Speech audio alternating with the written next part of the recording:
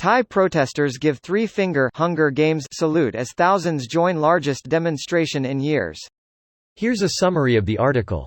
In the capital city of Bangkok, the 41-year-old billionaire leader of Future Forward, Thanathorn Juangroongruangkit, Kit, urged his followers to stand up against their government and fight for democracy. A Fast Forward spokeswoman claimed more than 10,000 people had taken part in Saturday's demonstration, but authorities have not provided a figure. Thanathorn's plea comes after pro-democracy candidates in Hong Kong, buoyed by months of protests, won a stunning victory in local elections last month. Earlier in the year, in the first general election since a coup led by current Prime Minister Prayuth Chan-o-cha, Future Forward came out of nowhere to finish third.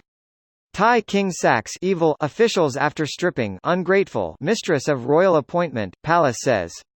However, legal moves to dissolve Future Forward have irritated the group's advocates, who believe there's a conspiracy against it.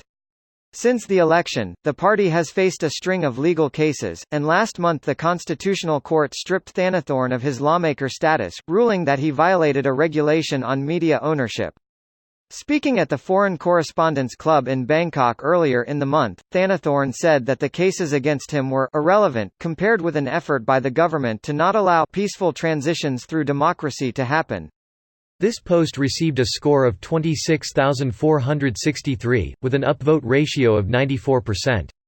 Here are the top comments in response to this article. The three-fingered salute was banned in Thailand in 2014 to quell protests. To quell protests. It's just about time. Source. Holy shit. A large amount of money showed up in his account from that. The police saw the huge amount of money go into his account. Then they let him go. He had shown proof of winning and the lottery verified it on day one but still had suspensions. They continued to follow him for days. All the money was taken out the same day he was thought to have died based on coroner's report. The only sources in English I found about that story were from tabloids, so take that story with a grain of salt. Greater than with a dash of fish sauce. Don't forget the lime and hot peppers. And a masage. The Thai king is an asshole. I saw on Twitter that an ambulance has to stop for the royal motorcades last month. I was doing work experience as a medical student in a huge Bangkok hospital, and was mainly in this big 30-plus story building. As you can imagine, the demand for elevators was huge and people are often waiting quite a long time for an elevator. When a member of the royal family was in hospital for an extended period of time, they literally kept two elevators closed and reserved it for the royal family use only the entire time they were in hospital. It was bonkers. Why would they need two elevator? One up, one down, and fuck you. That's my favorite R. Kelly song. As much as I hope the protesters succeed, going up against the military is usually a bad idea, especially in Thailand. Since the nation became a constitutional monarchy in 1932, we've had about 12 military lead overthrows.